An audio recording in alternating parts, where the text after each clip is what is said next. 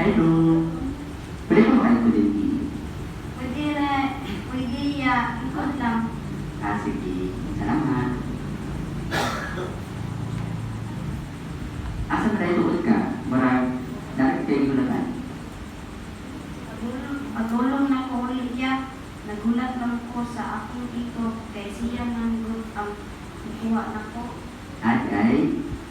Pero, maayo na kay... Sa'yo ko na muna karon mga alas-alas pa. Oo ya. Naay meeting sa among eskwelahan ug wala sa mitaro kasi maong naggula ra sa sa among akong mga amigo. Ayun no. Yung nanak sa garo na ako himuon ba, pagka na gani, wala lang kasi ang eskwelahan. Nakalutos ko, yung anak sa pusaruna, mayo gani kay na-enjoy ko na ako.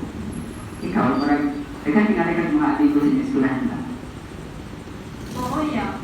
Daghan sa malingaw gani ko kung sila akong kauban.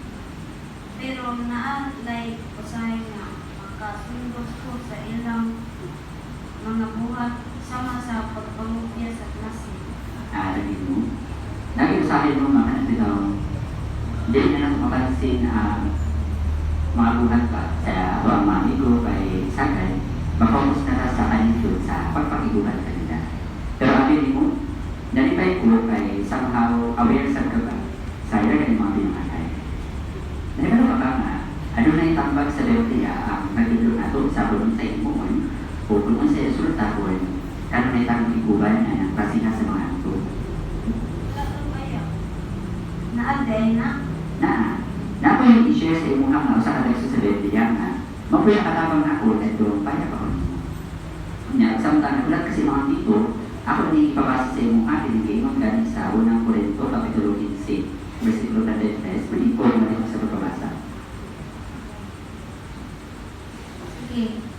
Ayaw pag-isalaan ang daotang pakiguban magkadaot sa kapuslanong pamatasan. Salamat sa mga pagbasa.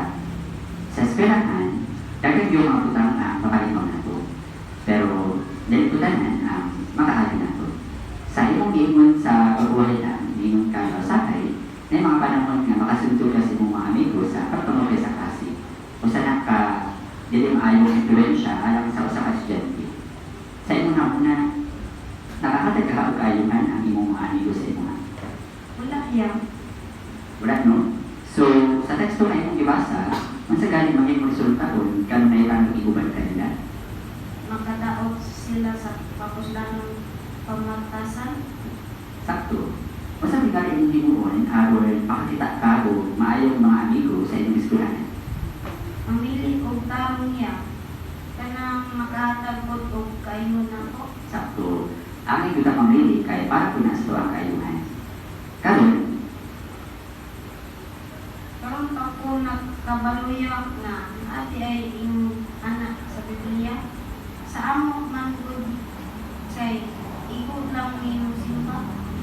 salamat sa pagsulti ni mga anak na ako. Na-appreciate mo ka na ako. Pero kung gusto pa kakatato ng lulang sa Biblia, pwede rin hapon tayo mag-istorya sa mga anak rin hapon mula sa kumapita na. Okay na sa iyo nga. Sige ya, ganahan ko. Magulat lang ko. Sige. Ako ang pangalan tayo bulot si Kuya John. Ikaw? Kalisto. Salamat. Salamat, Brother Arcayo.